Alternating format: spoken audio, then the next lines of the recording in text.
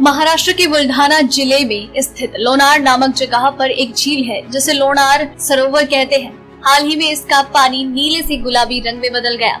आओ जानते हैं कि क्यों रहस्यमयी मानी जाती है लोणार लेक। ऋग्वेद और स्कंद पुराण से लोणार का क्या संबंध है और लोणार लेक का इतिहास क्या है, जानिए इस झील के बारे में 5 खास बातें।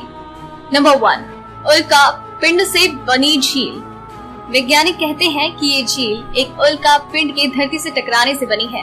अनुमानित रूप से ये 10 लाख टन वजनी उल्का पिंड 22 किलोमीटर प्रति सेकंड की रफ्तार से धरती पर टकराई थी, जिसके चलते 10 किलोमीटर के क्षेत्र में धूल का गुब्बार छा गया था।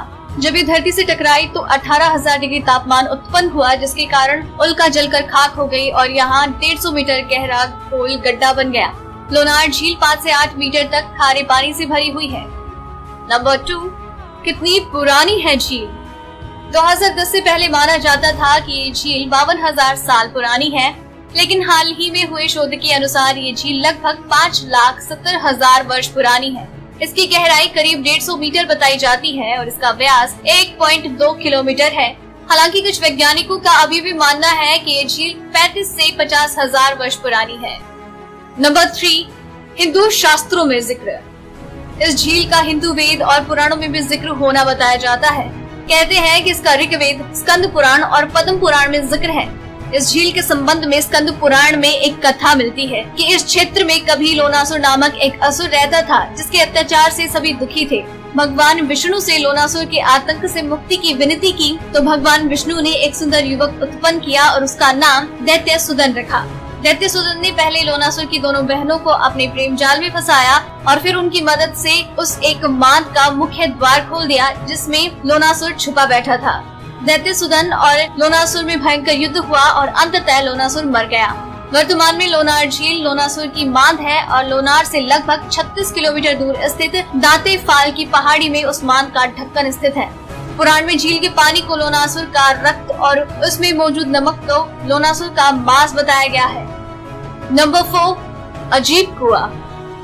इस झील के पास एक कुआं मौजूद है जिसके आधे हिस्से का पानी खारा है और आधा हिस्सा मीठा है। इस कारण इसे सास बहू का कुआं भी कहते हैं। ये भी कहा जाता है कि लोनासुर का वध करने के चलते उसका रक्त भगवान के अंगूठे से लग गया था, जिसे हटाने के लिए भगवान ने यहाँ अंगूठा रगड़ा, जिससे यहाँ पर गड्ढा बन गया और अब वो कुएं के रूप में विद्यमान है। नंबर 5, झील के पास है कई प्राचीन मंदिर। इस झील के आसपास चारों ओर ऊंचे ऊंचे पहाड़ हैं। पहाड़ों पर चढ़ने के बाद उतरकर इस झील के पास जाने के लिए करीब आधा किलोमीटर का रास्ता तय करना होता है और फिर इस झील के किनारे पहुंचा जाता है। इस झील के तट पर शिव जी का प्राचीन मंदिर है। पहाड़ पर चढ़ने और उतरने के रास्ते में कई प्राचीन मंदिर और खंडर हमें मिलेंगे, जिनके बारे में कहा जाता है कि ये 1000 वर्ष पूर्व यादव राजाओं ने बनवाए थे। यहाँ स्थित मंदिर भगवान सूर्य, शिव, विष्णु, दुर्गा और नरसिंह भगवान को समर्पित है। कहते हैं कि ये प्राचीन काल में कई ऋषि मुनियों की तपोभूमि रही। पर्यटन की दृष्टि से ये एक हिंदू धार्मिक स्थल है।